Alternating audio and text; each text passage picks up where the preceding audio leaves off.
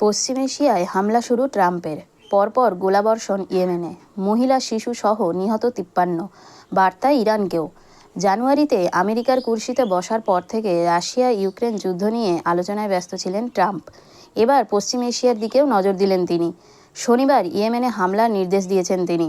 শনিবার লোহিত সাগরের তীরে ব্যাপক বোমাবর্ষণ করল আমেরিকান সেনাবাহিনী। ইয়েমেনে এই হামলার পর অন্তত 53 জন সাধারণ নাগরিকের মৃত্যু হয়েছে বলে দাবি সংবাদ সংস্থা রয়টার্সের। নিহতদের মধ্যে আছেন মহিলা এবং শিশুরাও। ইয়েমেনে ইরান সমর্থিত সশস্ত্র গোষ্ঠী হুথিদের বিরুদ্ধেই মূলত ট্রাম্পের এই অভিযান। এর মাধ্যমে তিনি ইরানকেও বার্তা দিয়েছেন। হুঁশিয়ারির সুরে মার্কিন প্রেসিডেন্ট বলেছেন, আপনারা থামুন, না হলে আকাশ থেকে নরক বর্ষণ হবে। পশ্চিম এশিয়ার প্রান্তে সৌদি আরবের দক্ষিণে ছোট্ট দেশ ইয়েমেন। তার দুদিকের উপকূল জুড়ে রয়েছে লোহিত সাগর এবং এডেন উপসাগর। একদিকে রয়েছে আরব সাগর। এই জলপথে বহু বাণিজ্য তরী প্রতিদিন যাতায়াত করে। ইয়েমেনের হুথিরা সেই জাহাজ আক্রমণ করে বাণিজ্যে বাধা দেয় বলে অভিযোগ। আপাতত তাই থামাতে বলেছেন ট্রাম্প। ইরানের উদ্দেশ্যে ট্রাম্পের বার্তা, অবিলম্বে হুথিদের সমর্থন করা বন্ধ করুন। ইরান থেকে আমেরিকার উপরে যদি কোনো হুমকি আসে তার দায় সম্পূর্ণ আপনাদের।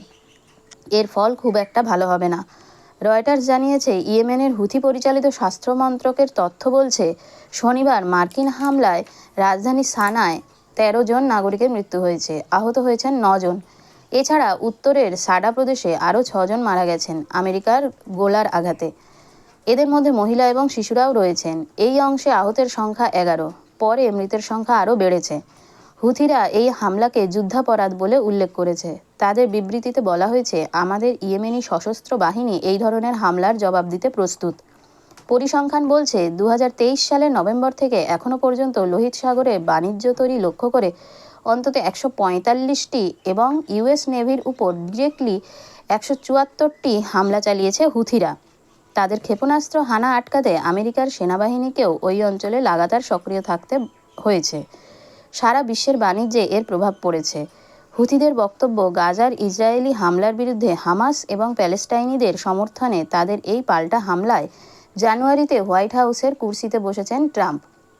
তারপর থেকে তিনি পূর্ব ইউরোপের রাশিয়া এবং ইউক্রেন যুদ্ধ নিয়ে ব্যস্ত ছিলেন। কোন পথে সেখানে শান্তি ফেরানো যায়, যুদ্ধবিরতির জন্য কিভাবে উভয় পক্ষের মধ্যে সমঝোতা করা যায়, এখনও সে বিষয়ে আলোচনা চলছে। ট্রাম্প ক্ষমতায় আসার পর পশ্চিম এশিয়ার এটিই তাঁর প্রথম বড় হামলা।